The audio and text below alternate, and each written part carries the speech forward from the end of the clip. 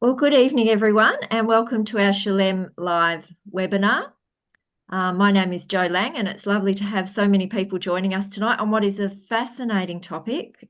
We have Jeremy Price with us this evening, and he's going to be talking about compost. So, Jeremy, thank you so much for joining us. It's fantastic that you're all the way down there in the southwest of Western Australia, near Bailing Up. Near Bailing Up's easier just to say near Bailing Up because no one knows Exactly. what Blaley Up is. Well, some of these tiny little towns, even the locals haven't heard of. So, but yes, we have heard of Bailing Up. So we're very privileged to have Jeremy joining us tonight. He is a fourth generation fruit grower from the Perth Hills region of WA. And Jeremy, you've got 27 years of experience in orchards, and you're an industry leader in IPM, which stands for Integrated Pest Management. You're passionate about growing beautiful fruit for everyone to enjoy, and I certainly fruit, I have to say. Jeremy's currently managing an apple, avocado, and stone fruit orchard near Bailing Up. Well, who wouldn't want to live on an apple, avocado, and stone fruit orchard? Jeremy is passionate about mission and sustainable agriculture, and you long to see, Jeremy, all of God's people reaping the rewards of their own food garden. And for the real amateurs that we are, Brett and I, we have certainly enjoyed reaping the rewards of our own food garden, especially over summer with all the greens. Sure. It's just amazing. We just thoroughly loved it, and we're able to share it with lots of people. So, Jeremy, you're going to be talking about compost tonight. Your title is Compost is King. And I know you're going to explain why that is the case. We can probably all guess, but I think you're going to go into a lot more detail than any of us know about. So I'm just going to pray and then I'll hand it over to you. Thank you. Father, it's so good to be able to come together with all this technology that you've given us in all different places. Around Australia, Lord, we are tonight. So we just thank you for that. And we thank you, Father, for the knowledge that you've imparted to Jeremy, for the experiences that you've given him over all of these years. And Lord, we just ask for your Holy Spirit to be with Jeremy tonight as he shares about compost, about this magnificent system of agriculture that you've set up, but also what it can teach us, Lord. Spiritual lessons, practical lessons of how we can come closer to you, really, and that's what it's all about. So we ask you to bless this time now in Jesus' name. Amen. Amen. All right, Jeremy. Thank you, Jo. Thank you for the introduction. Thank you. It's good to be here. Good on everyone for joining and anyone on YouTube and watching at a later date. So compost is really, really important, really, really important. So I'm going to explain why that is. We're going to talk about the different types of composting, as you can see on the screen here. I'm going to touch on sort of briefly how to make compost. I want to make this as easy as possible because compost can be complicated and making good compost can be complicated. But the main thing is I want you to understand why it's so important and the principles behind it, and to encourage you to at least do something. And I've sort of got a saying, a catchphrase I use a lot: if you do nothing, nothing will happen. Nothing can happen if you don't try. So we learn from experience. As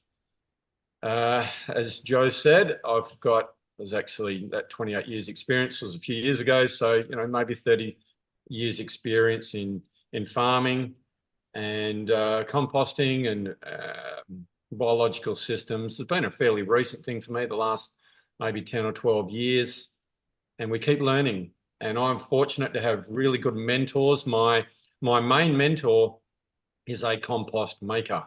So he has taught me pretty much, I won't say everything, but he's really been a great mentor for me in learning about biological systems, sustainable farming, and he's helped me on this journey. And I believe the Lord has put him in my life.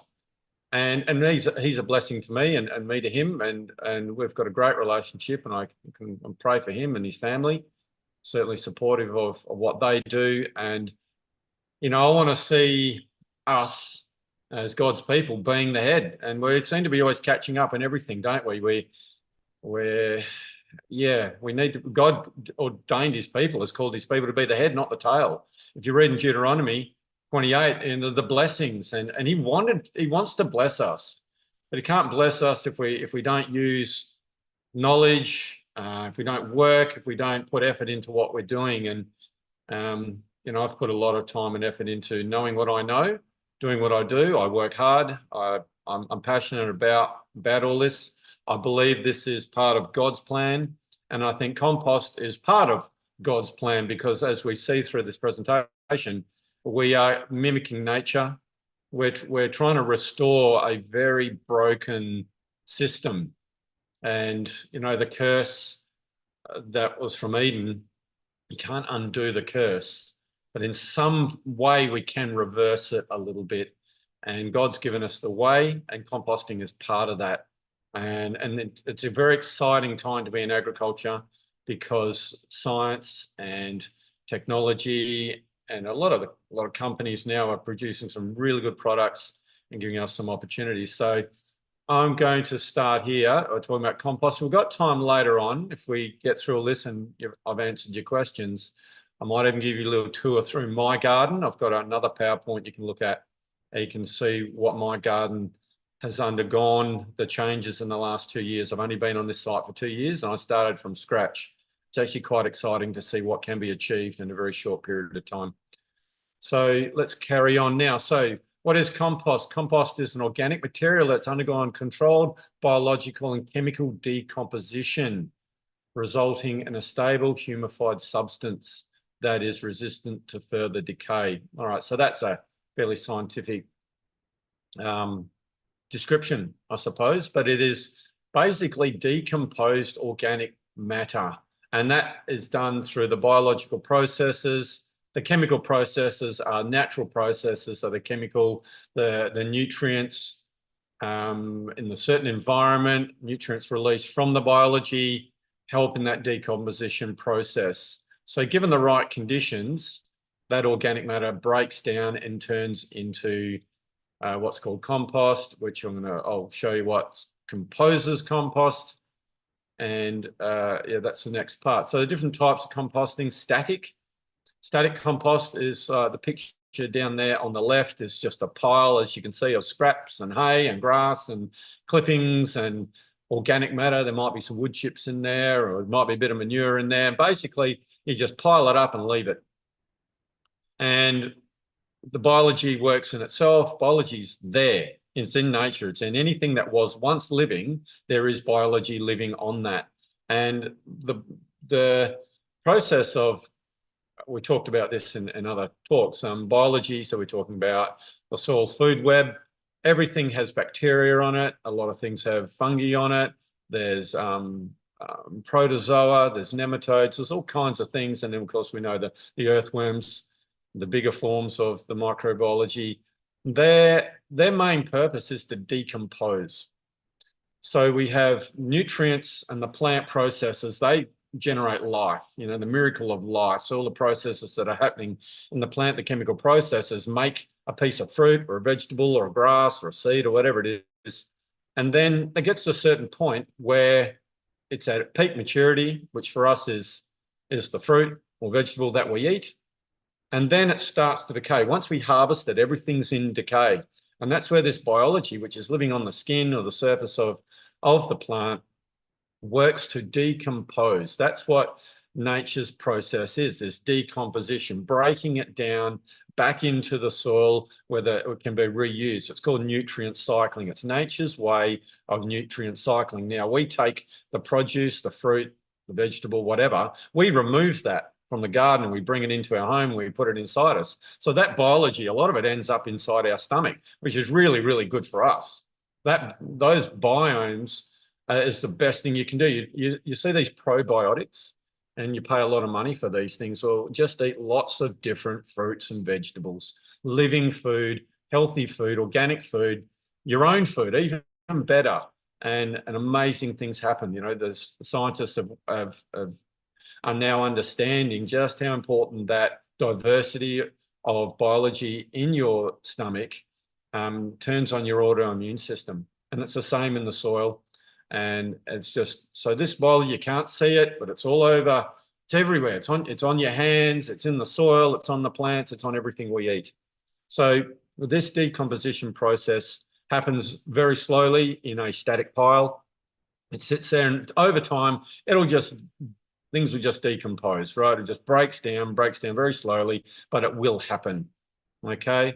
And then you keep adding to your pile, and you can sort of farm the bottom of the pile will obviously be broken down first. You can dig out the bottom, but you're not turning it, you're just leaving it. That's all you do. And eventually it will break down. So that's a static pile. It's the easiest. It's not complicated. The problem with that is that because there's no thermal activity, and I'll explain that within thermal in the next one and how that happens. You still got a lot of seeds, you've got pathogens, they aren't destroyed in the process.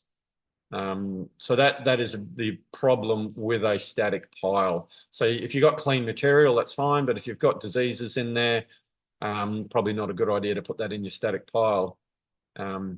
Yeah, so that static pile, that's pretty simple, easy to do, nothing wrong with it. It just takes a long time. And there are, of course, you've got to be careful about what you put in your pile. The next one is thermal, which is aerobic. Aerobic means oxygen. A lot of air gets in there. It needs oxygen, and basically it gets super hot. And the heat, when you've got a lot of green material, that green material has got a lot of biology on it, a lot of bacteria.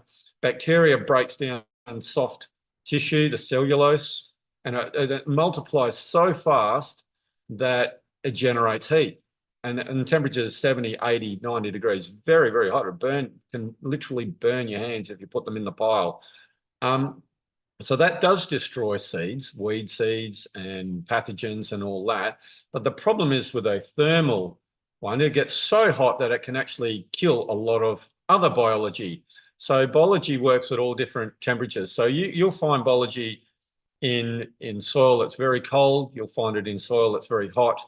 But those extremes, it's very limited, very, very limited. So the ideal biological processes in the soil happen between 18 and 25 degrees. That's where the most beneficial ones are working. But in a compost, it's under 60 degrees. So between 45 and 60 degrees, or even 55 to 60 degrees is ideal. At that temperature, your pathogens are destroyed. Processes are quite fast. And that's called a controlled microbial composting.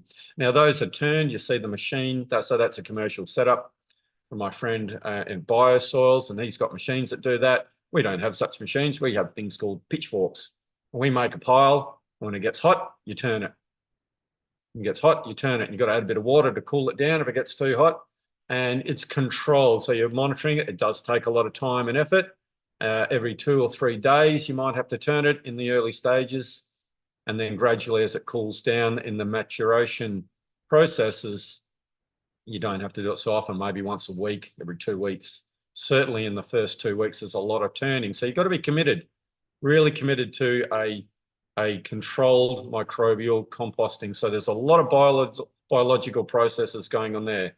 There's fungi, there's bacteria, and it gets hot. It happens fast. In 3 months, you can make very good compost, whereas a static pile can take a year to make. So that's the quickest way, and you get the best outcome. And yeah, you get a lot of diversity, and it's really good. The other one there you'll see is the vermicompost. It's worm farming, and that's basically a static pile. You add to it, you add the food sources, and you bring in your worms. And we use tiger worms, not just regular earthworms. There are hundreds, maybe thousands of species of worms around the world. There's some worms that are up to 1 meter long. Now, I don't know about you. I don't want to come across a worm that's 1 meter long. That's a big worm. But the worms they use for vermicompost are tiger worms. You can buy them from hardware stores, from Bunnings. You can buy a packet of it for 1,000 or 500 or whatever. They're not cheap, but once you got your own worm farm, they multiply quite quickly. They like cool temperatures. Winter, this time of year, they thrive. They do very, very well. They don't like summer. They go very quiet. They dig right down. So you've got to keep your compost cool. Sorry, your worm castings, your worm farm. You need in a cool, shady position. They do like to be cool and moist, but not too wet. So there's certain art to that. It's quite easy. Just add your food scraps. You can buy a little kit, and that's what I've done. The benefits of worm farming is it's very, very nutritious. There's very little biology in it other than the worms themselves. There's not a lot of biology because worms eat bacteria. So they're after the bacteria on the food scraps. So you think, oh, they're eating organic matter. Well, that's true because they want the bacteria that's living on the organic matter, whether it be food scraps or wood chips or whatever. So that's what they're grazing on. They're grazing on the food scraps because they want the bacteria that's breaking down the food scraps.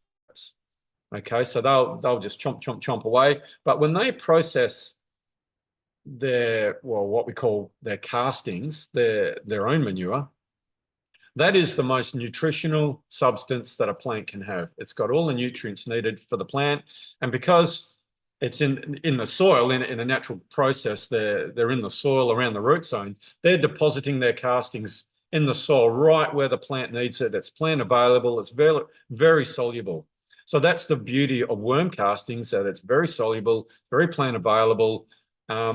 It's just a very, very good product, but it doesn't have living biology in it. It's quite inert. Whereas compost, living compost, that particularly, or both of them, static and controlled, has a lot of biology. It's got the bacteria, it's got the fungi in there, it's got nematodes, it's got all the soil food web in there, plus it's also got the enzymatic processes, all the processes that happen, the digestive juices, if you like, all the processes that have happened in the decomposition are all in the compost. So that's the beauty of compost over worm compost. Worm compost is great, and it's really good as you've heard of wormweed, so you water it down as a plant food. Okay, as a plant food, worm compost is probably one of the best things you can put on your plants, whereas compost is a soil conditioner. Okay, we're improving the soil. You'll hear me talk about feeding the plant or feeding the soil. Compost is feeding the soil. That's what we're after. We're trying to improve our soil conditions. All right, let's move along. So what we're doing here, you see that's a forest situation. Not quite sure where it is. It's a nice picture. You'll see there's diversity. We've got the beautiful big trees. We've got smaller understory. We've got ferns and ground covers. And all those plants, every single plant is going to be losing leaves, dropping bark. There's going to be insects. There's going to be worms. There's going to be birds. There's going to be other animals leaving their deposits around, maybe dead animals. And that all drops on the floor of the forest. And you end up with a covering over the dirt. And basically, if you go and scratch into that, it looks like compost. That gradually, so it's static. It's a static pile. It's deep. It might be 5, 10, 20 centimeters deep. Unfortunately, without burning off, that we do in our forests for, I guess, hazard reduction burns, and a hazard is asset protection. That's all they burn off for, is to protect assets, towns, to stop wildfires. There's no ecological benefit in burning off. In fact, it's a disaster. They're burning all this organic matter, and the forest health is certainly being compromised and slowly being destroyed, if you like. I know the Jarrah forests here in the southwest of WA are certainly getting worse.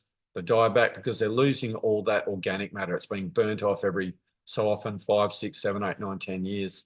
But if you find an area, and I'm lucky to have a little patch on the edge of my farm that hasn't been burnt in maybe 15 years, the organic matter is very, very deep. And if you scratch down under the top few centimeters, it just looks like compost. And the biological activity is incredible. You see just lots of fungi there. You can see the white mycelium, and that is nutrient cycling. That's breaking down, and all those biological processes are recycling nutrients which are going into the root zone. They're providing protection from the sun on the soil, so the roots are nice and cool. And in this compost layer, if you like, this leaf litter layer, you can see all the fine root hairs of the trees, and they're just feeding in that. So it's an ideal food. It's a perfect food. It's nature's way of recycling. So it stands to reason that we need to learn from this. Bare ground is our enemy in our garden, in our orchards. If you've got bare ground, you're creating, well, a mini desertification, all right, where we've just got a sterile environment where nothing can live. There needs to be either living material living there, beneficial plants, or we need to have compost or straw or hay or something that is going to be of benefit to the soil, not just protecting it from the hot sun, but also, yeah, adding nutrients and something that the biology can live on and break down. And that's where compost has so much diversity, so much to give. All right, so we're just, by adding compost to your soil, you're accelerating, it's a soil conditioner, you're accelerating that recovery process. So we're trying to mimic nature. What we're trying to do, if you're growing fruit trees, like his trees, what have they got under there? They've got compost. They've got other plants, and those other plants are feeding into the system too.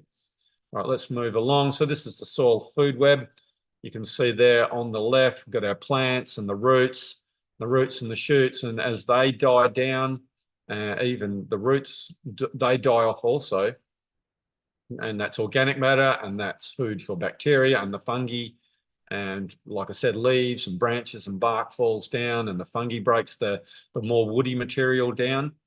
And they break down the lignin, the hard stuff, and they have an enzymatic process where they send their little, they're called hyphae. They stretch out, and you may have seen the white mycelium if you've got one of those mushroom kits, and it all goes white all over the compost. That's mycelium.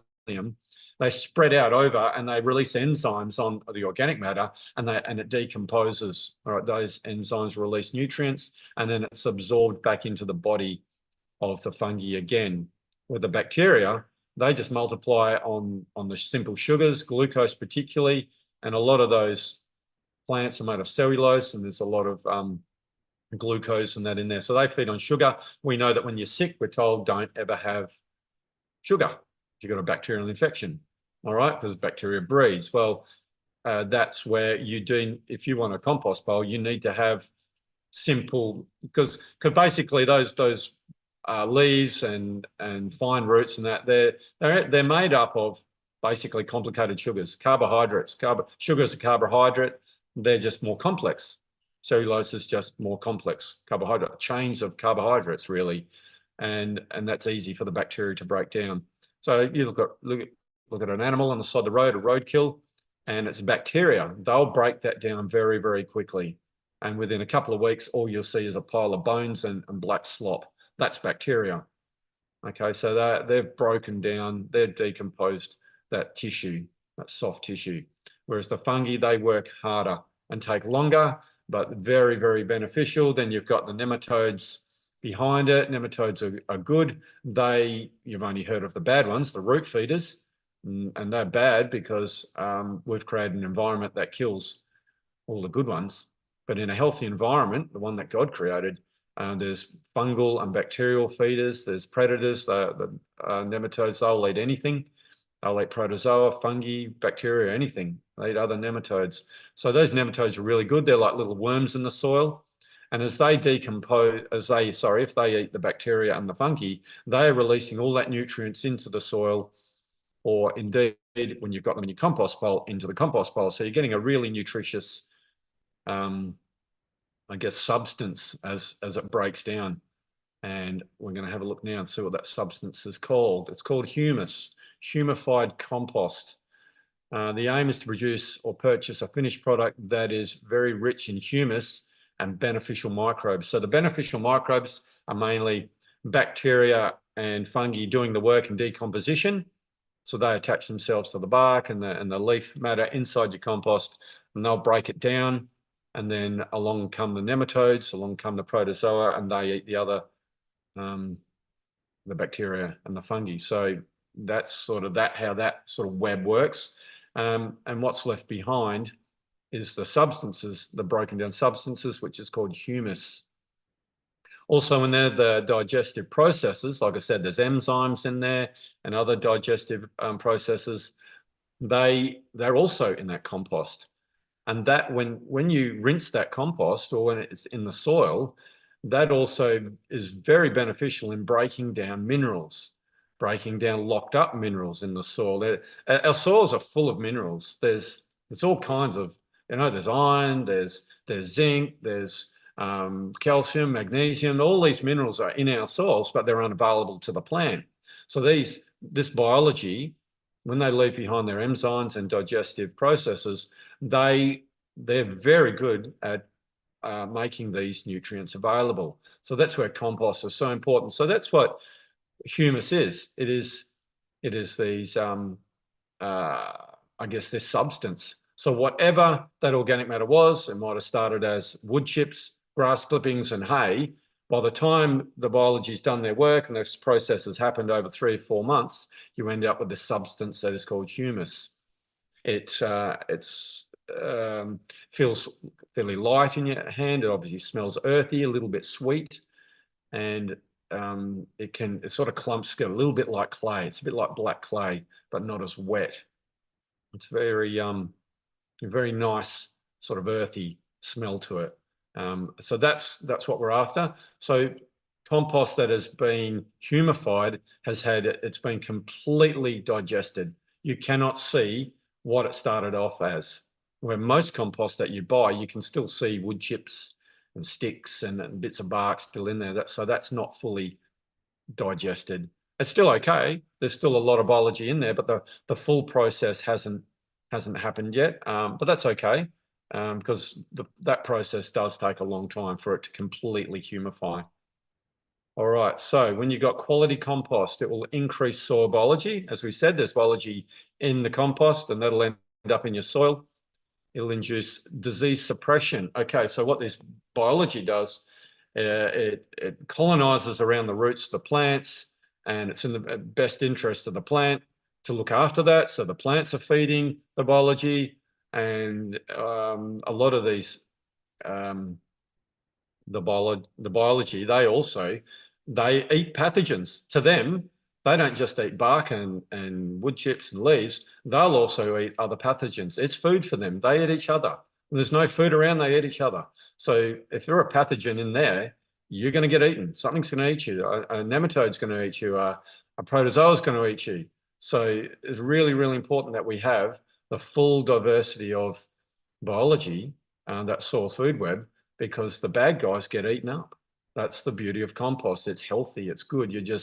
It's like, well, at least probiotics is the best way to put it. You're bombing the ground with these really wonderful, positive, good biology. All we hear about is the bad guys, the pathogens, and the damage that they do.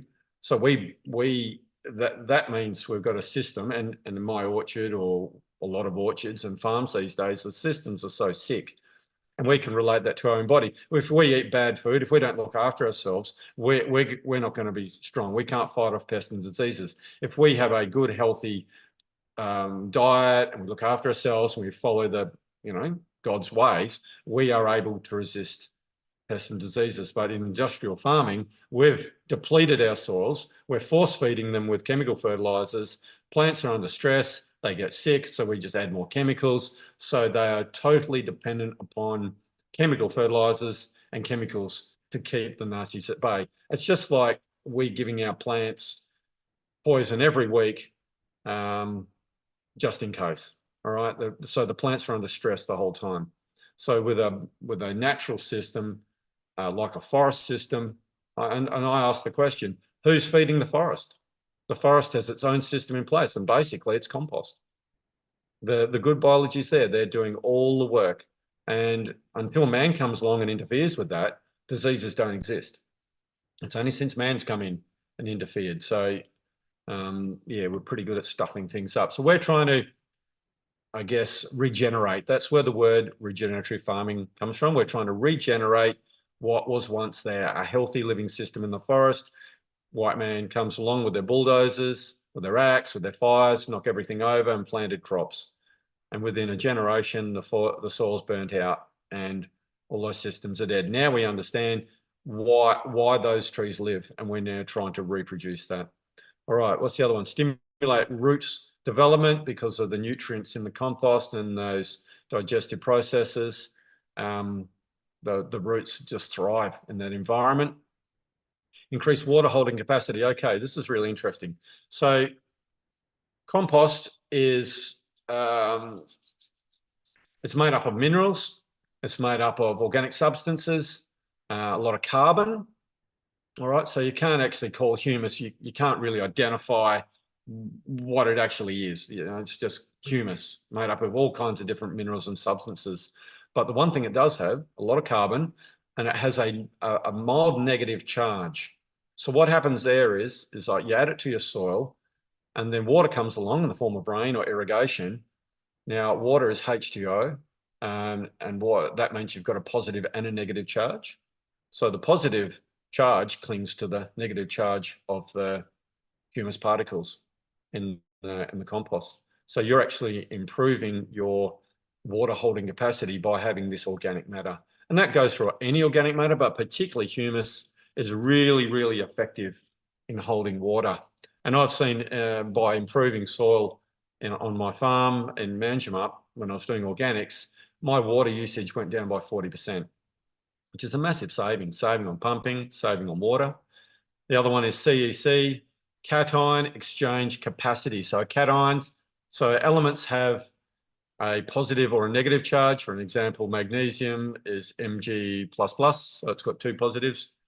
And so if you added magnesium to your soil in the form of Epsom salts, if there's no organic matter there, a lot of that will just flush straight through the soil. If the plants don't pick it up, a lot of it will end up in the water table, just running through. The water would eventually just wash that out.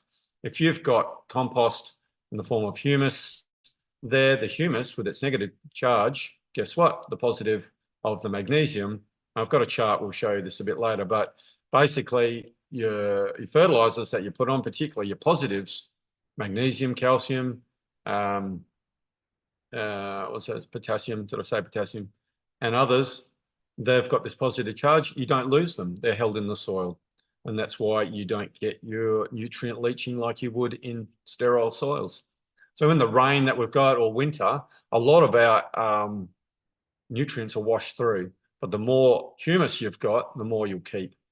And the thing is, the plant has this process where it'll just grab the nutrient off the humus, off the organic matter, when it needs it. It trades it. That's what the cation exchange capacity. So the plant exchanges hydrogen for the potassium or the magnesium or the calcium.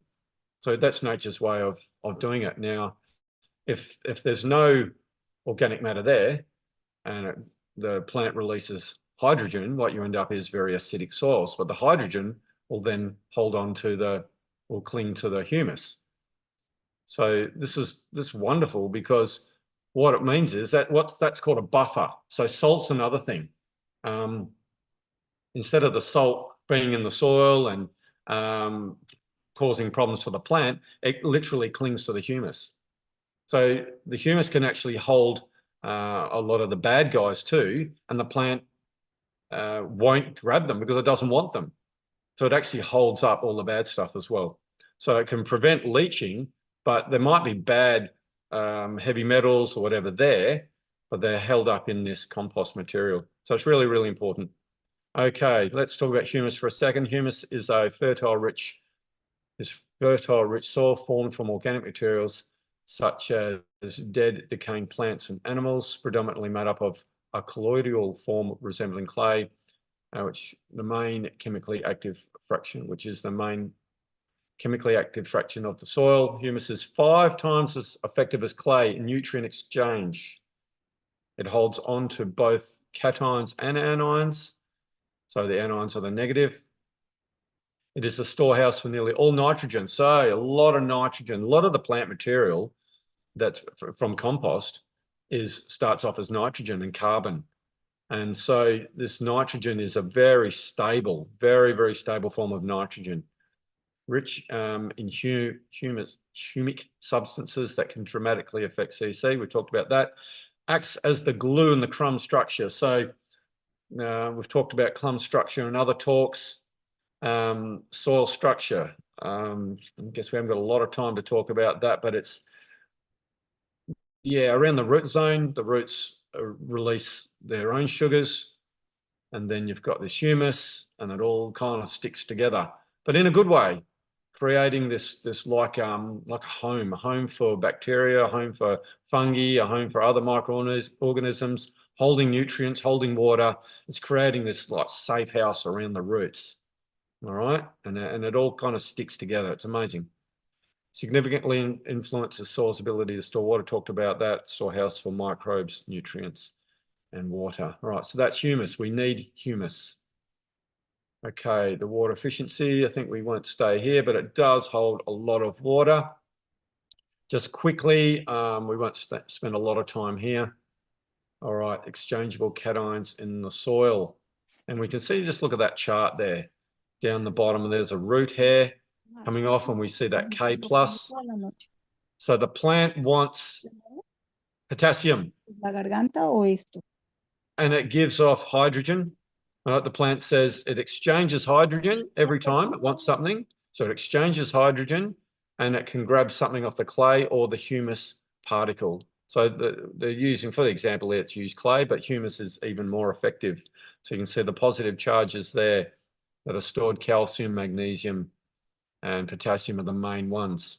And carbon dioxide also leaves the soil, but hydrogen is the one that gets exchanged. Now, without the clay or humus particle there, it's free in the soil, and that creates an acidic environment, which we don't want. So once again, God has provided the way for healthy soils, and that is organic matter, organic matter, organic matter. All right, we're going to quickly move through this. So sand, anyone farming on sand will know how hard that is. Clay loams, loam's ideal, but if you look at, so as a farm, we want anything above 20 to 30. If you look at that chart there, that means we've got capacity to hold nutrients, anything above 30. But look what humus, if you've got a lot of humus in your soil, you've got this great capacity to increase and absorb nutrients and water. Okay, humic acid is a substance that if you wash compost and get the liquid out of it, if you run water through compost, you get humic acid, and that's where you get all the metabolites, a bit of humus, other enzymes in this water, and that's powerful, really, really powerful food for plants. And fulvic acid is where it's broken down even beyond humus. It's gone down to fulvic acid, very, very soluble. So here's a industrial compost maker that we had on a farm I was working on, and whether that's going to work or not, I'm not sure. No, I don't think it is. Oh, yep, there we go. So you'll see there's water coming in from the top. So we're watering the pile, it's rotating the pile, so that's basically just wood chips and a bit of manure in there as well, a bit of cow manure. There might even be an odd dead cow or dead sheep in there. But it's turning it. Nothing spending to a couple $100,000 and it's attached to a tractor. We add a bit of lime and water. And you'll see on the other side. So that's partially made compost. Obviously, we all can't have a sort of $1 million machine sitting in our backyard. But from an industrial perspective, that's what we do. All right, everyone said that okay? So let's talk about making compost. So we need part carbon and part nitrogen. So part brown, part green. This is really, really important. All right, I'm just looking at something here. Okay, so brown. So that's your woody material, stuff that's dry, that doesn't have really any biology in it at all. And you can see that list there. I personally like to use aged hay or straw. Sawdust is really difficult. It takes forever to break down, really, really slow, sucks up a lot of nitrogen. Dry shredded leaves are good. A lot of people like to use cardboard. They're easy to get. I wouldn't recommend cardboard egg cartons because they can often have inks and dyes in them for the color, and that can be detrimental to biology. Wood ash can be good. Dried grass is all very good. Even hair, believe it or not, can go in there. So that's your brown materials. So you'll need about a third of that, 30%, 40% of that. And the green ones, or maybe even more, you can even go 50-50. Vegetable trimmings, green leaves are always good, grass clippings, your green shrub prunings, anything green really. It's still living. Animal manure obviously is pretty important, and you want to get your herbivores. You don't want to put your dog or cat manure in there because it's so many bad pathogens in there, nasty stuff. Don't really want to put weeds in there unless you're doing a thermal pile. Okay, I see they've got animal and human hair in there because it's so high in nitrogen, I suppose. So the green, the nitrogen materials, they're going to set it off. We call that setting it off. That's going to activate it. The brown is like a body, and you need those green materials, part of each. Okay, so here's a pile that I started. You can see I've got grass clippings there, and I've gone through an area of my farm actually with the lawnmower where there's lots of diversity, lots of different plants, because each plant has its own little family of microbes on them. They're all different. Okay, you might not see them, but a capeweed, clover, ryegrass, they've all got their own little colonies, their own unique diversity. And we want that diversity of biology because they've all got a role to play. It just makes a nice big party. So you've got your grass clippings. I've made some wood chip. I'm fortunate to have a little wood chipper. And I've got a bit of straw there as well. Okay, so that's my pile. You see the cage on the front. So I'm going to layer that inside the cage. And you can see I've done that. And that's after maybe a week, or maybe even, probably a week. And that might have been even the second turn. And you can see that it's lost its color. I added water when I put it all in there, and it starts to heat up, and you'll see on the next pile when I turned it. So what I do, I just go back there, that cage unwraps. I can unhook that and it all sticks together. It's like glue. All the glues, the metabolites are all sticky from the digestive processes, and it all just sticks together. So you take that cage off, and that, I've got a bit of tarp on there. It's a bit of sun protection. That's why that's there. So you unwrap it, and then I put the cage somewhere else, and I dig it all back in there, trying to rotate it. I might add a bit more water, but you can see that the white is the mycelium. Okay, so that's breaking down the straw and the woody materials, the wood chips. So that's really good stuff. Really, really good stuff. That means my pile is very active. There's a lot going on. I've got a thermometer I can stick in the middle of the pile. So when it gets to around 60, 65 degrees, I then know when to turn it over. And that can take 2 or 3 days. And it takes about 20 minutes to do a pile. And that pile is about 1 cubic meter. It starts off, by the time that pile's finished, it'll be about 40% of the height of that cage. So it started off at the top of the cage, and it will end up down, 40% of that. So, if you want to make a lot of compost, you need a lot of material. Okay, so that is a challenge. Okay, so, all right, so we say, well, how much do we use? Well, you actually don't need a lot. So we're talking about home garden. Let's talk about home gardens, because that's what most of us are.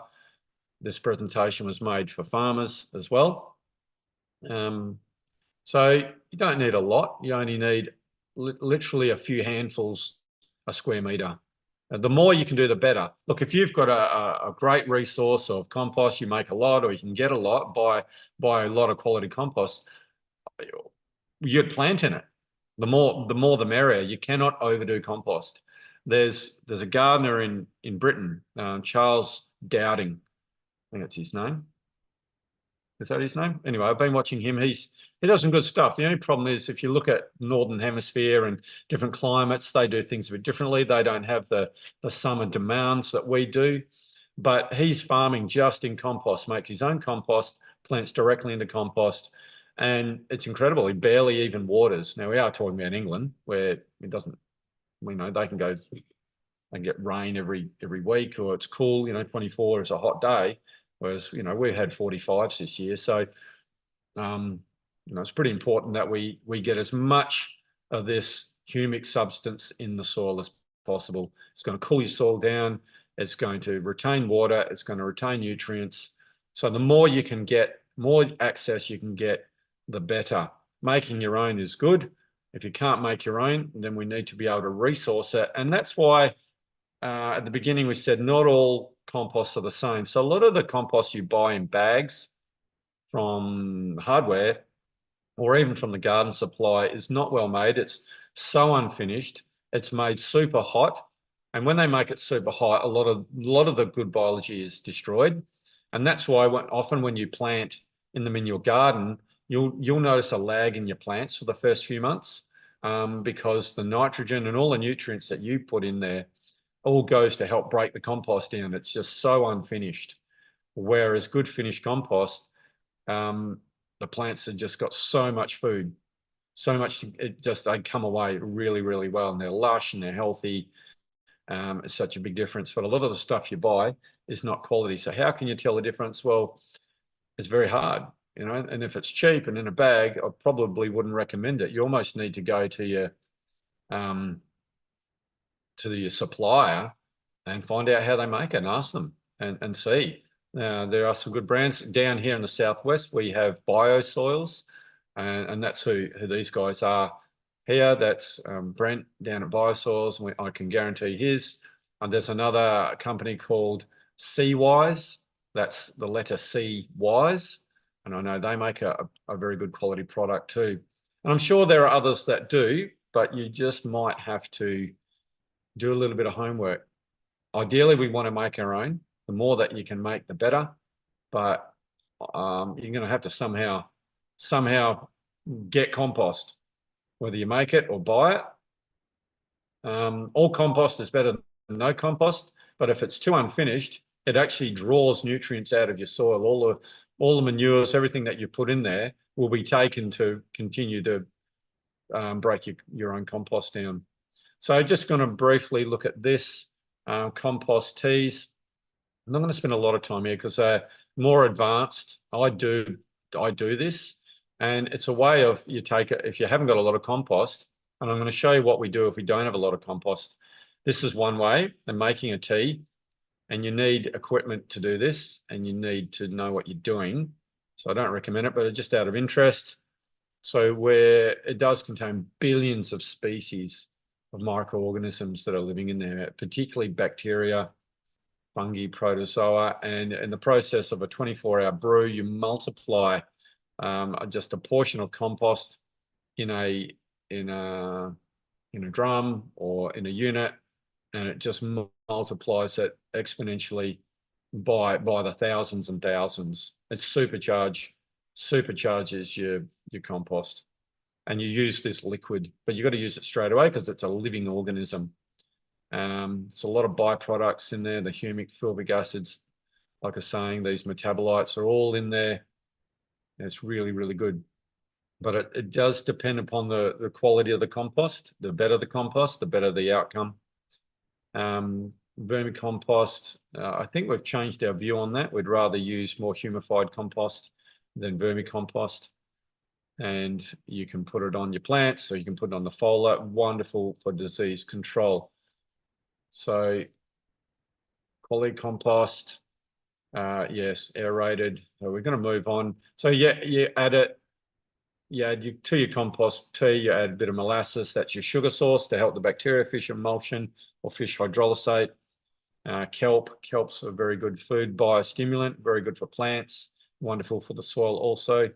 And humic acid, which should be in your quality compost, and you have to use it straight away. You can't use chlorinated water. So this is what we used at my last farm.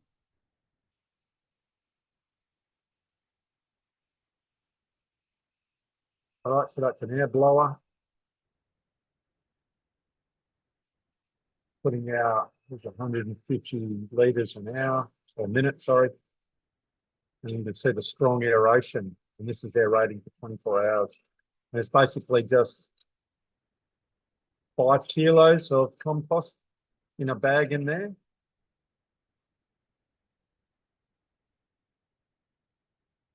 All that froth is proteins from the worm castings. It's in a stainless steel drum that was an old dairy, from an old dairy, from a milk mixer. All right. So I made my own. I have a shuttle there. You can see I've just got a cage, and that's actually a blower, a vacuum with the blower setting on. And I just blew it in there. So that's just what I made on my farm, saved me a lot of money, and it works just as well. So compost extracts are probably something we should be looking at. It's a lot more doable, a lot easier. So you use a bit more compost, but you're only using sort of 5 or 10 kilos in a 1,000-litre shuttle. You can do it in a 20-litre bucket and just use a handful of compost. And that's what I do. So you don't need to aerate it. Well, we do have food at the end, and it does extract the humus out, which is really good, and longer shelf life, so it can last weeks because it's not active. So you're washing. You'll see what I've got a picture coming up. It's very quick. It's easy to do. So you just get a portion of compost in a sock or a stocking, or even a paint strainer bag. That's the perfect size. You put some good quality compost in there, and just rinse that out into a bucket of water, like a 20-litre bucket of water, 15-litre bucket of water, and all the humus comes out, is washed out, and all you're left with is just a few sticks and a bit of sand in your paint strainer, and everything else is washed out into the water. That's called compost extract. Okay, so all the metabolites, all the humus, all the enzymes are all in that water, plus a little bit of biology, and you can use that. And I'll show you how to do that. And this is what I've done on a bigger scale. You don't have to do it on this scale. So that's a big tea bag on the top there. That black bag, there's about 5 or 10 kilos. And I just wash a hose, and so the hose just is washing the compost and the humus and all the stuff out of the compost, and you end up with this brown water, and that's the water you put on the soil. Okay, now when you put it in your watering can, or however, well, that's probably how you do it. Not in this case. We pump that straight into the irrigation system on the farm. But when you're doing it in your garden, you just get your little watering can. You put maybe a litre of that solution in there. You add a bit of molasses. You add a bit of fish. You add whatever else, some amino acids if you like, and that's food for the biology. So when you put the biology, which is just pretty much has been sleeping on the compost, it activates when it hits the ground in this solution. Very, very quick, easy to do. It's not messy, not complicated, and that's something at Shalem we're going to demonstrate how to do this. I find this the most effective. It works very, very well. We've done this on the farm with great results. We do it once a month. The more you do it, the better. Particularly during summer, biology thrives, like I said, between 18 and 25 degrees Celsius. And so that's in the warmer months. So adding biology in winter is pointless. So it's pretty soon we'll start seeing the soil warm up. So around October, late September, October, you start adding your biological brews, your extracts, and then you'll start seeing things happen. But while the soil's cold, it's all very, very sleepy. So biostimulants, we're just going to talk about that very quickly. That's a substance or microorganism applied to the soil, plants, seeds, in the rhizosphere. That's where the roots are. So it stimulates the plants and the natural processes to help in the nutrient uptake. Compost, obviously very good. Compost extracts, rock mineral blends. Rock minerals are good. Seawater is another thing too. That's got full of minerals. So you can just get some ocean water and dilute it down, put it in at 10%. Don't worry about the salt in there. There's actually a story after the tsunami in Indonesia, in Aceh in 2004. It inundated the land up to 2 kilometres, and there's a lot of farmland got inundated, and they're thinking, this is it, our soils are going to be ruined. It was quite the opposite. They found their soils, the seawater was so beneficial to the soil that their crops thrived. And they learnt something out of that. The seawater is full of minerals. And now we've got farmers actually applying seawater to their farms. So yeah, putting a bit of seawater, very good for us too, but all the minerals, so many minerals. It is a living substance. There's a lot of biology in seawater, believe it or not. So you've got to use it fairly quick, otherwise it tends to go green. if you try to keep it too long. Seaweed and kelp, very full of hormones, plant hormones. Kelp is the fastest growing plant in the world. It can grow up to 40 centimeters a day. And where it grows, places like the cold waters of Tasmania or off Vancouver, off Japan. That's where most of it's farmed. I think even in the North Sea, cold waters, full of wonderful auxins and cytokinins and plant hormones that stimulate growth, stimulate the plant. Fish hydrolysis, that is fish that has been processed, broken down through enzymatic process. It hasn't been boiled. Once again, we might demonstrate that, how to do that. You can buy that. It's a bit harder to get hold of. I know that this bio soils also sell that. I can get hold of that. Humates and fulvates again. So that's pretty well it. You can get some nice red apples. Good for your cover crops you see there. We're probably not going to go there any further. With that, I'm going to now stop there and ask if there's any questions. Okay, I'm just getting rid of that. Stop sharing the screen. You might see me. All right. Everyone hear me? Yes, we can. Thank you, Jeremy. Okay. That's excellent. Okay, so are there any questions with that now? No, you're all experts? I might just chime in quickly, Jeremy. Yep. Oh, sorry. Did someone else have one? I thought I'd chime in if anyone didn't, but did I hear someone have one? Yes, I have a question on the compost, Jeremy. I've heard that especially for blueberries, where it needs lots of iron, and if you put excessive compost year after year, it can bind up the iron because of too much phosphorus or phosphate. Too much phosphorus or phosphate. You get a lot of potassium in compost. I know it's very high in potassium, but I don't know about phosphorus. Usually the biological processes are very good at freeing up phosphorus in the soil. So I'm not familiar with what you're talking about. I haven't heard that before. I'll need some more information. Okay. And with regards to the vermicast, the worm Yep. cast, I've read that the worm multi. Yeah, I lost you there, Benji, for a minute. Can you just repeat what you asked? I've read from the book Teeming with Microbes that the vermi worms actually multiplies the microbes up to 1,000 times that it goes through its guts. So it can have a lot of biology compared to manure compost and other type of manures, because as it goes through the worm guts, it's like it's multiplied there. It's interesting. It's interesting when you get to a vermicast that's completely finished. When you look under the microscope, there's very little biology in there. But in a fairly new farm, there's a lot of biology. Like you're saying, there's a lot going on. But when it's finished, and particularly in in the worm castings water, it's almost inert. You cannot find any biology in there at all when it's finished. It's quite interesting because I have looked at it under a microscope. But I know what you're saying, and that's particularly. You mean the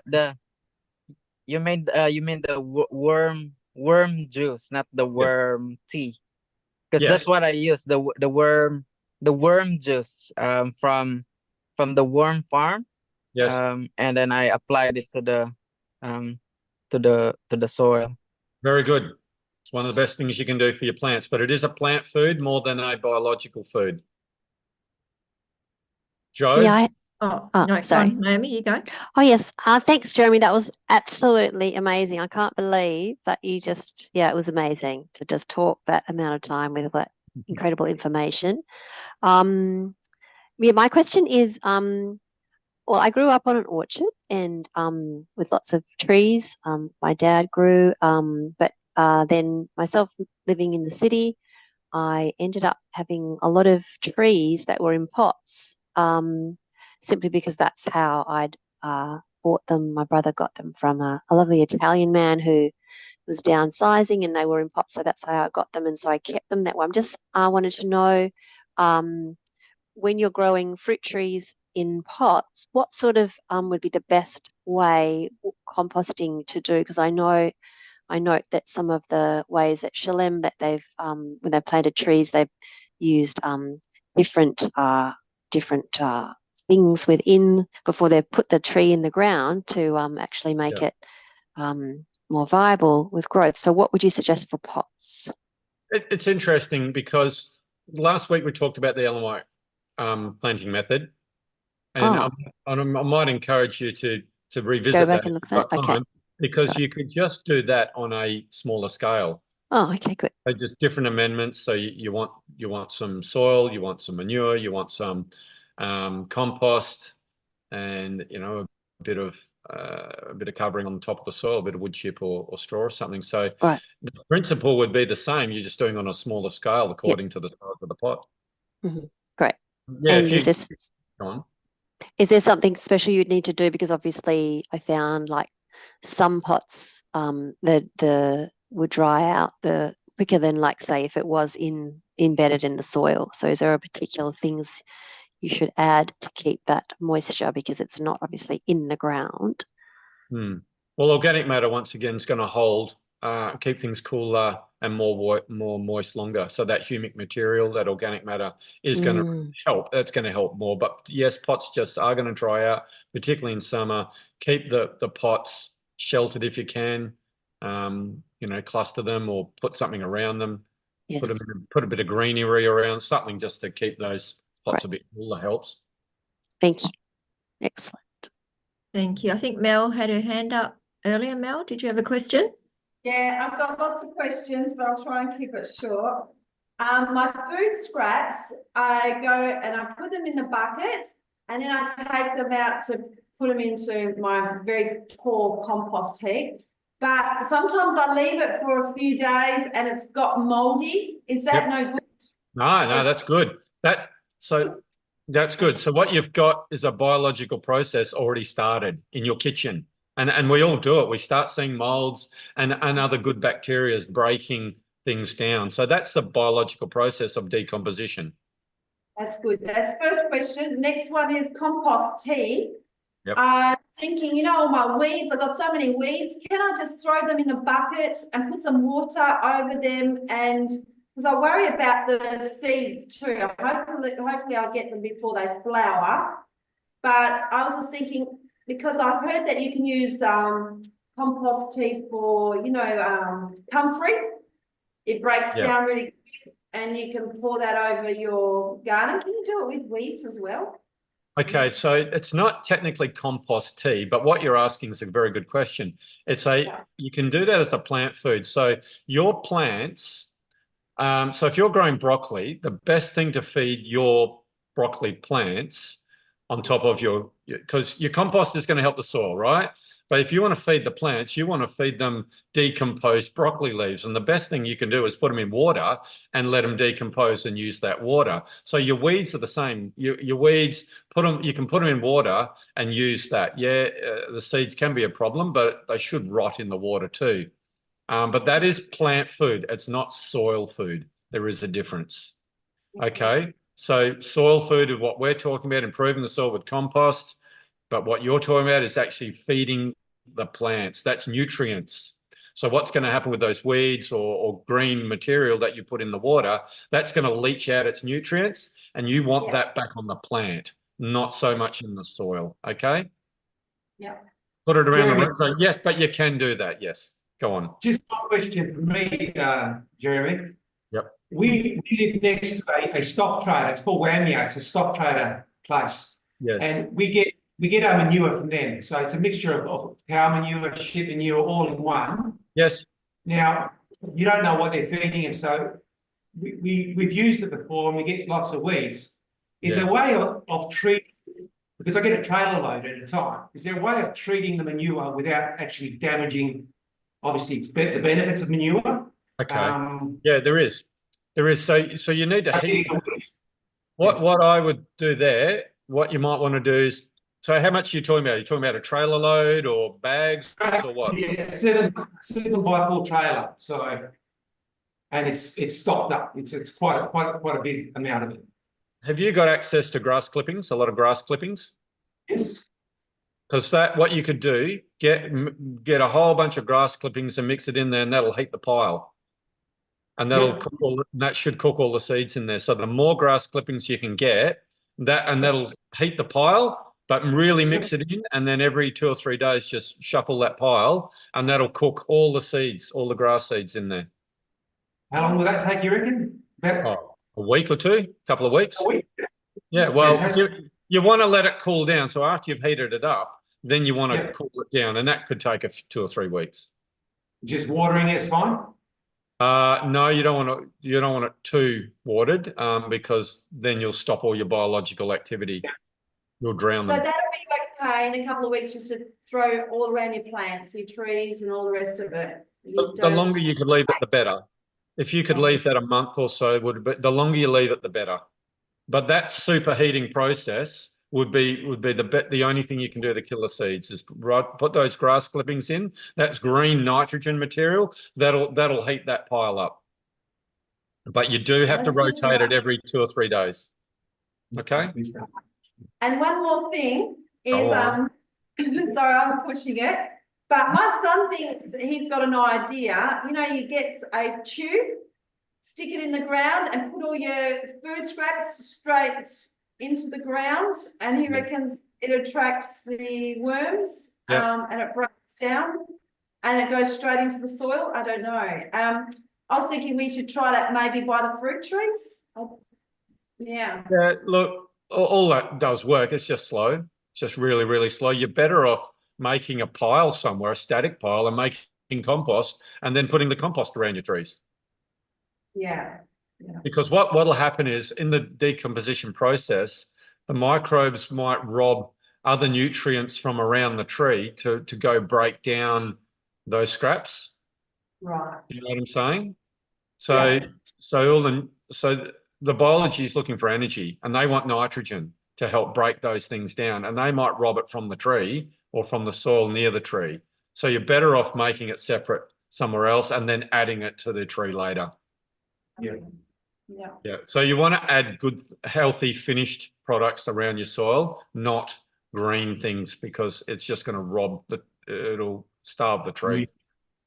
Yeah. Does that answer everyone's questions on that one? Yep. Anyone else?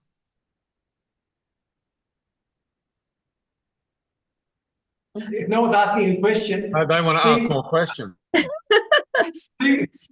Seawater. You put it is 100% not like seawater. You dilute it. Yeah. Yeah. Dilute it. 10%. Yeah, 1 to 10 ratio. 1 to 10. I missed it. 1 to 10. Okay. I was listening, see? Yeah, good.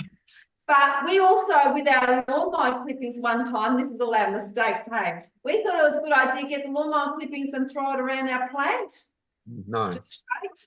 It just Yeah. created a big mat, and the water didn't seem to penetrate. That's anymore. correct. That's correct. Yeah. No, and that's like anything. You can't put undecomposed things around your plants. Your wood chips, all that's just going to starve your plants.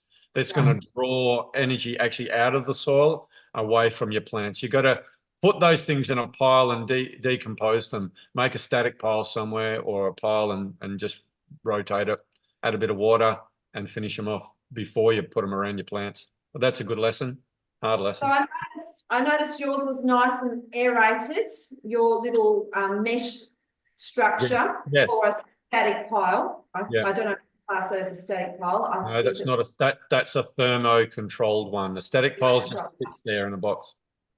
We have black bins. We have a couple of black bins.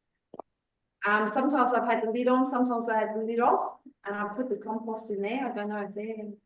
Okay, so it's really, once again, a really good question. I'm glad you brought that up, because people ask about compost tumblers or these plastic bins. What can happen there in those bins if they get too wet, they don't dry out. And if they get wet, they just turn into sloppy, anaerobic, smelly mess. All right, so one thing about a compost pile, it needs air.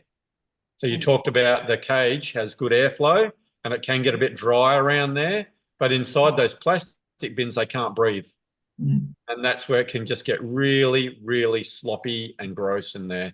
If they get too wet, they're no good. It can get very hot in there. That's all right if you can control the moisture. But controlling the moisture is very, very delicate inside a compost tumbler or one of those bins. But good question. Mm. Thank you. Benji?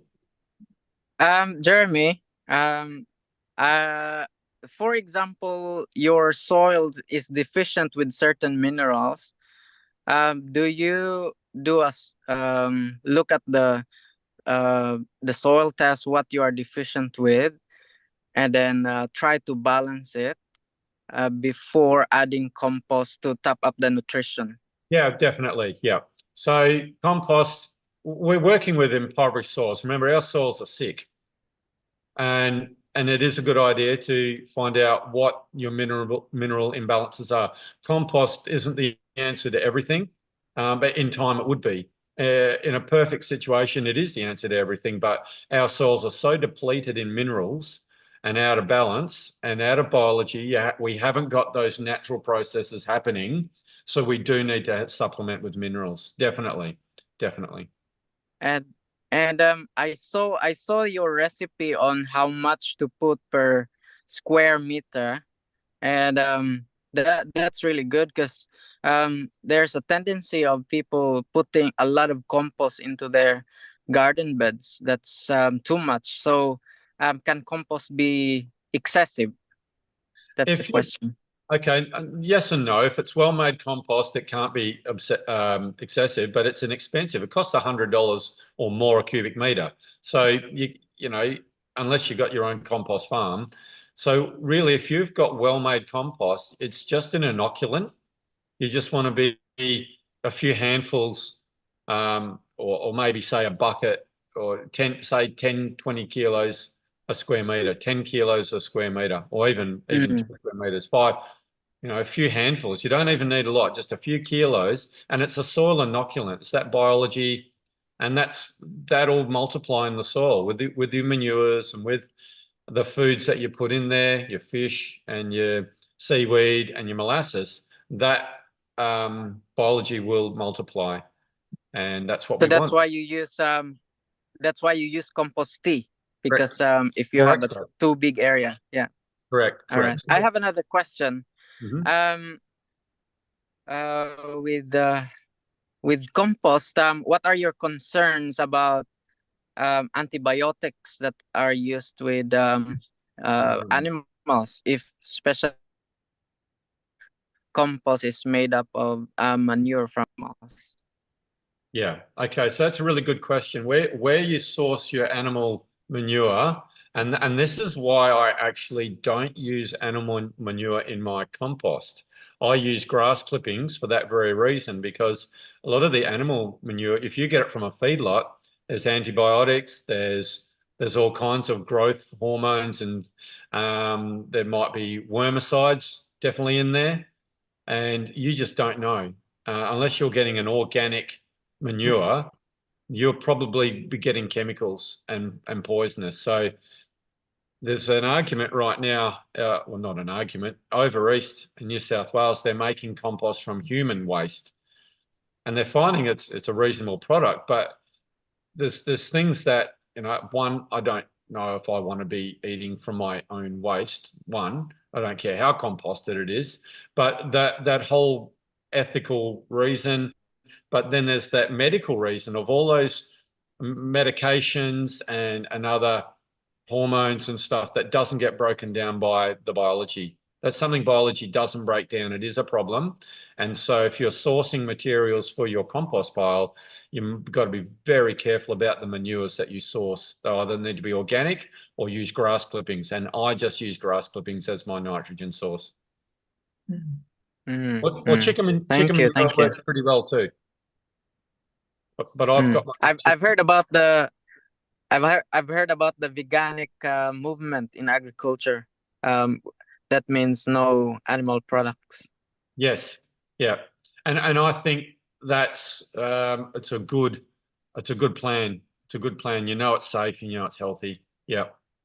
So that means, Jeremy, that any cow manure that you can buy from dairy farms, those definitely have antibiotics in it. So if you've got You would think so. antibiotics, it will kill the bacteria in your compost. Is that correct?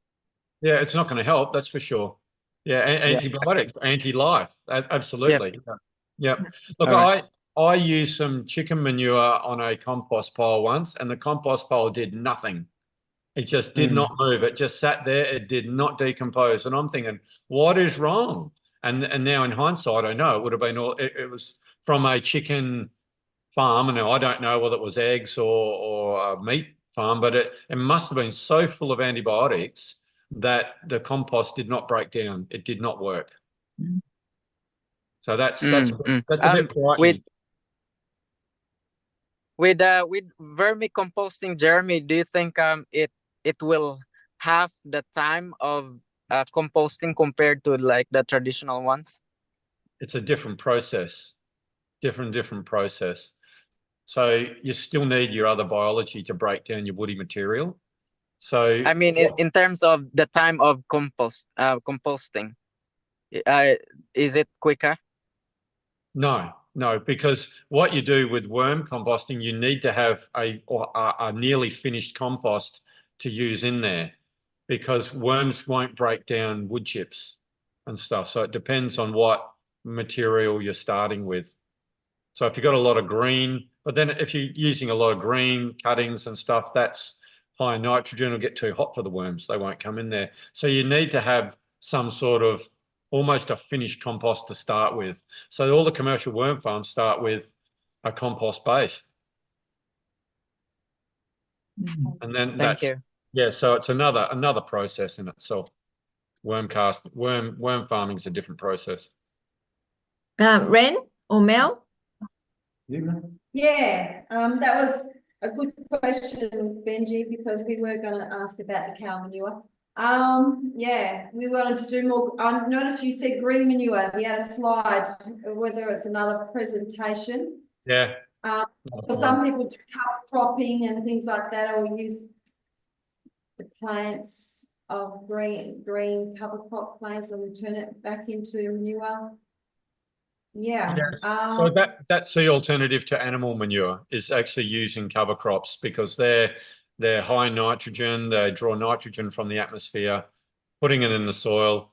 You don't even need to turn it in. You know, I'm trying to do as much as I can of that in my orchard, just to help the soil. So it's So how long does that take though? Because I would think that doesn't that still rob the soil when it's for breaking it down? Not really. That's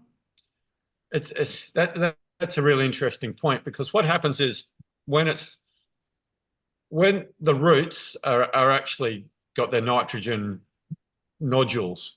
So if we're talking about nitrogen fixing plants in a cover cropping situation like peas or beans, which usually you have, there's nitrogen, lots of nitrogen there. So that'll be used, some of that will be used in the decomposition process. Some of that will be taken up by surrounding trees or plants.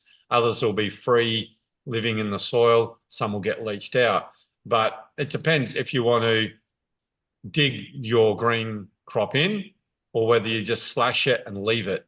And I'm for slashing and leaving it personally, and just let the roots decompose in the soil. Okay, so that's what I do. I just slash the top. I don't actually dig it in, because if you dig, what's going to happen is you're going to expose a lot of that nitrogen to the air, and that's going to evaporate. Nitrogen will just denitrify and just go straight back into the atmosphere where it came from.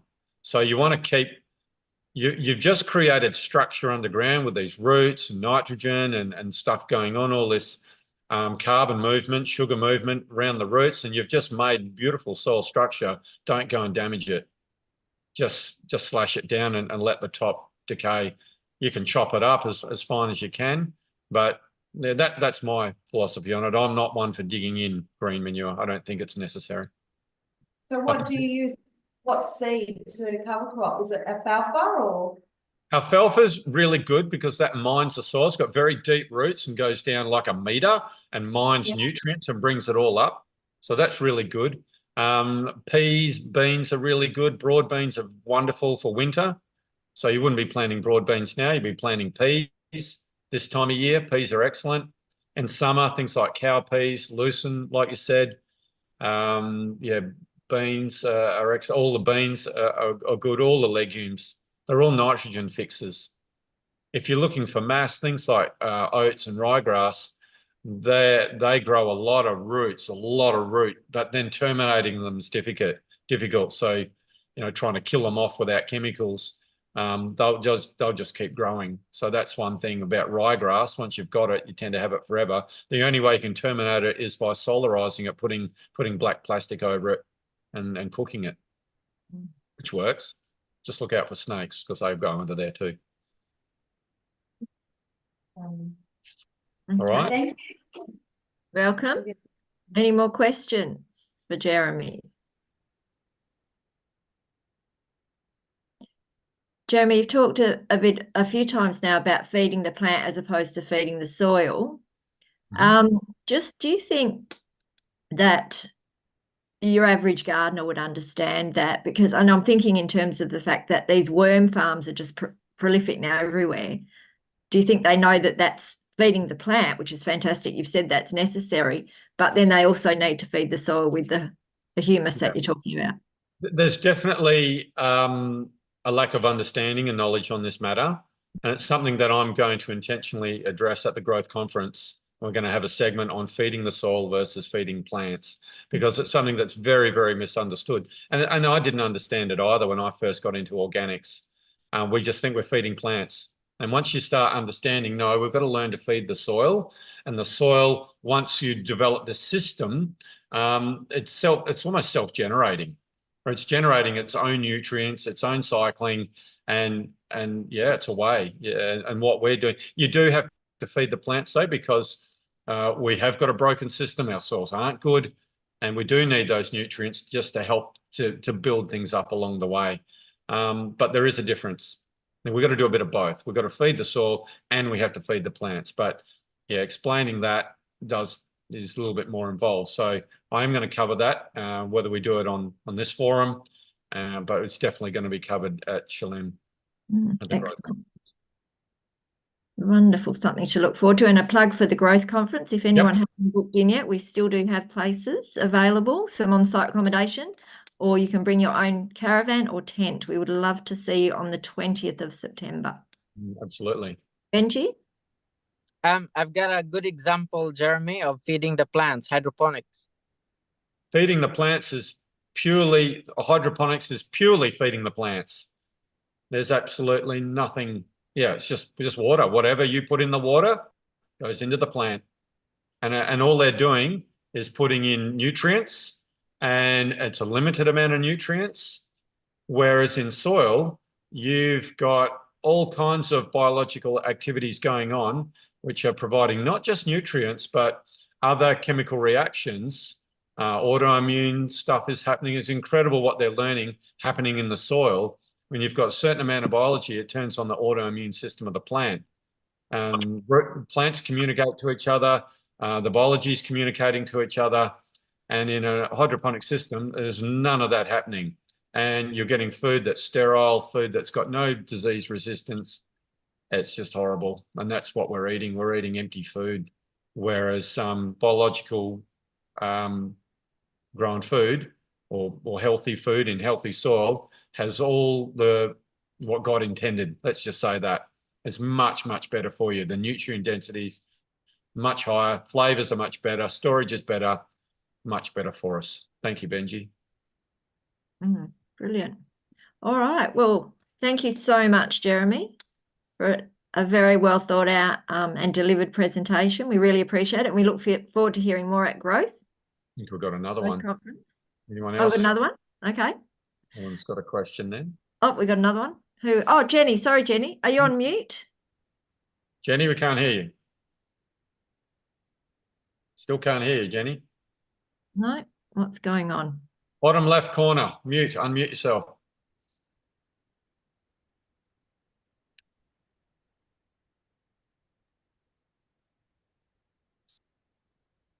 Just while she's trying to work that out, but she's not.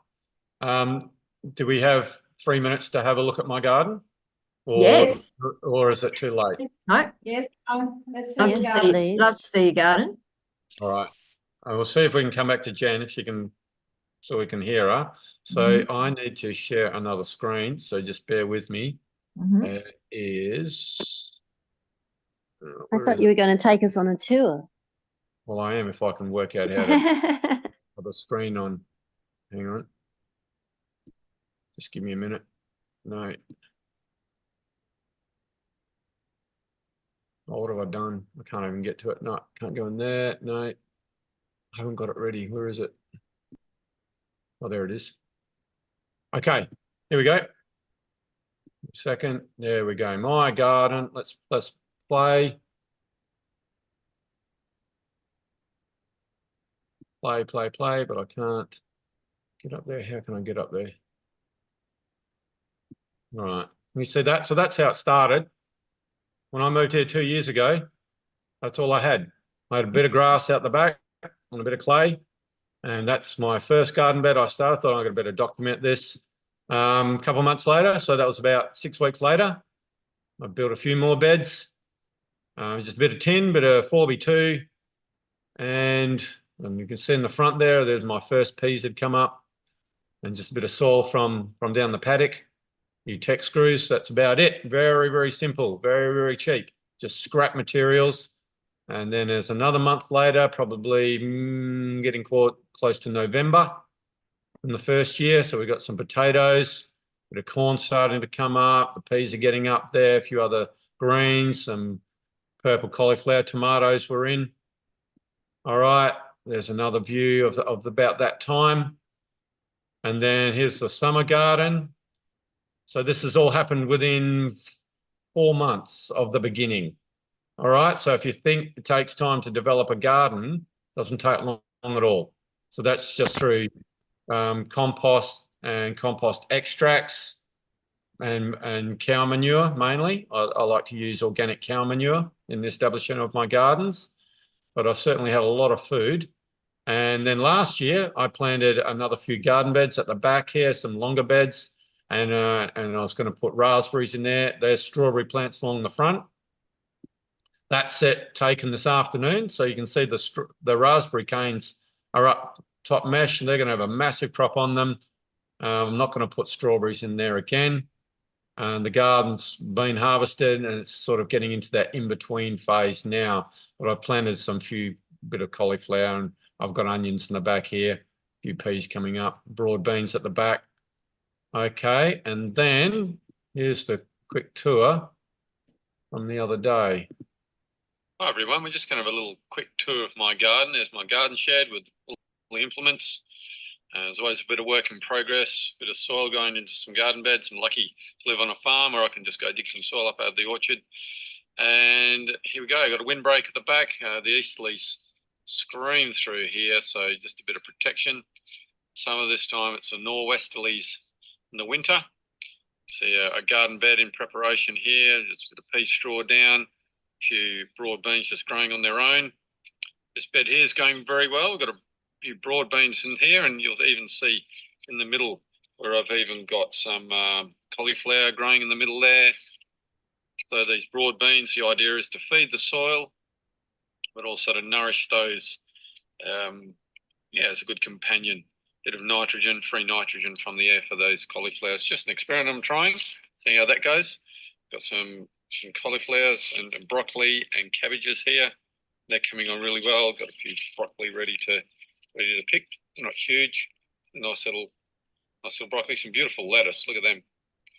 Over here, got some bok choy coming on in this garden bed. Had some trouble with some black beetles chewing out my broccoli. You can see also snails, slaters. Look at this one. But I've just had to pull out a few. Look at these. They've been chomped by the roots, and they just came out easily. So a bit of a problem. Black beetle. Haven't had that issue before. So I'm treating that with neem, drenching the soil. There's a bed ready to be planted anytime. And this little bed here is a bit hungry. I'm not happy with this one. These beetroot have been in for a while and haven't really fattened up, and silver beet. So yeah, that soil wasn't the best when I put it in. Had some beautiful spring onions in there. See some self-sown coriander going well, some garlic in there, just sort of limping along during winter. Silver beet, which the chooks get. Here I had some purple broccoli, and that's all been harvested, and the greens for the chooks. There's a cabbage here, which is going to get picked pretty soon. It's nice, ready to go. Onions, more onions, garlic. You see, I've got pea straw to keep the weeds out.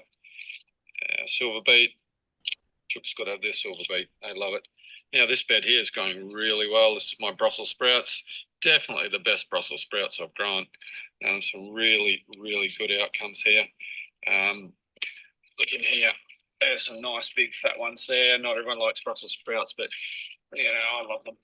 I reckon they're great. Good winter food. Coriander's bolting. Just sort of, just fill in the spaces. Once they get too big, pull them out. Some onions there. Peas, they haven't done too well. They've got a bit cold, and they were bought seedlings and they didn't do terribly well. Yeah, the onions are coming on. They take their time. What else we got over here? Some blueberries. Not going, just sort of be quiet. Got a few flowers on them, so they'll come away soon. Big tree in the background. Here's my raspberries, which I'm really excited about. So I pruned them and got them ready. Now you'll see where there's these other suckers growing. I've got to dig them out. Got people that want them, so that's good. But yeah, the trouble is them, they get everywhere, and you can see even they've got into these blueberries, which is a real nuisance. So not sure, I'm gonna have to poison them, probably move them, but they're coming up everywhere, even in this bed here nearby. So that's one thing about raspberries, they do get away. There's another bed. I have planted some onions in there. This had tomatoes in it. Then I've pulled them out recently. Poor old basils on their last legs. They're just about done. Very cold here. The frost, wipes everything out. The soil gets very cold. I'm looking forward to summer with these raspberries. Very exciting. I had some strawberries in there which did okay, but they won't be any good this year. I'm going to try a different bed for them. Move them to somewhere else.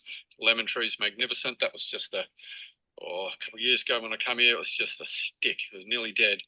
It's a beautiful crop here. Bit of preparation area for some soils and stuff. Is our summertime water, just for emergency, just for if we need to do any amendments or anything. Just an easy water supply to have, so we don't have to turn the pump on. Down here's another garden bed now next to the chook pen. These beds were here when I first moved in. Yeah, just a few greens, got some cauliflowers, a few peas growing in the back there, and self-sown. I did have some of this tatsoi, which I've harvested, just a little bit left, and a bit of broccoli there, bit of Australian broccoli, lemongrass. I'm a fan of rhubarb, and of course our beloved chooks. These chooks are awesome. On a new feed program, and they are going really well. And we're getting 8 to 10 eggs a day out of the 10 of them. Just fantastic. So really proud of them. Sort of we've added to this structure. There was nothing really here when we started. This sort of shed thing, it's a bit low. That's okay, we may do and built around it. And you know, that's a good thing about your pen. It can be what you want it to be. Shape it how you want. You get scraps of doors and wood and tin and, you know, put it together. You don't have to be a builder. I'm certainly no builder. But there you go. So there you go. That's pretty much the garden for the time being. It's not exciting. That's something that people like to ask. Always ask me what my garden's like. Well, there you go. So, yeah, always keep something going. Always keep a bit of food on the table and keep those greens going. All right. Thanks for your time. All right, we're back. That's awesome, Jeremy. Thank you for the tour. That's all right. So that was done a couple of weeks ago. Yeah, maybe 3 weeks ago. Not a lot's changed. All right. Are there any closing questions? We've gone probably a bit long, but I hope it's been interesting enough for people. Yes, very, Jeremy. Thank you. I think you Jenny hear me, had Jeremy? Oh, Jenny, we've got Jenny. She had a question. She can you put it on the. There we are. Hello, Jenny. can you hear me? Oh, we Yep. can now. Can you Yep. hear me? Yes, we can. Oh, good. I unplugged my earphones. The question was, when you put in the broccoli leaves or the cabbage leaves or whatever in the bucket to make your tea, how long do you need to leave it in the bucket of water before you can use it? Probably 3, 4, 5 weeks, 6 weeks, Okay. even a couple of weeks. I use comfrey leaves for that very Yep. same thing. Comfrey leaves are great, but I had dried the leaves first, and you can use them within a few days. But if they're green leaves, probably a couple of weeks really. It might smell a bit, but you might have to strain it. But if you're using broccoli leaves or brassica leaves, put them on your brassicas. That's the best thing for them. Yeah. Yep. Beautiful. Thank you. Plant food. Remember, that's plant food, not soil food. Yep. Excellent. All righty. Well, thank you, Jeremy. Really, really appreciate your time. And we'll just get you to close in prayer for us, if that's okay. I'm happy to do that. Thank you. Thank you, everyone, for your interest, and we look forward to seeing as many as you come to Shalem. Be lovely. That was great. Thank you. It's really good. Let's pray. Heavenly Father, we thank you that you have, well, you're the God of creation, you're the God of gardens, you're the God of biology, you're the God of everything. And we thank you that we can work with you. It's a blessing and a pleasure to work with God. And thank you that you've given us.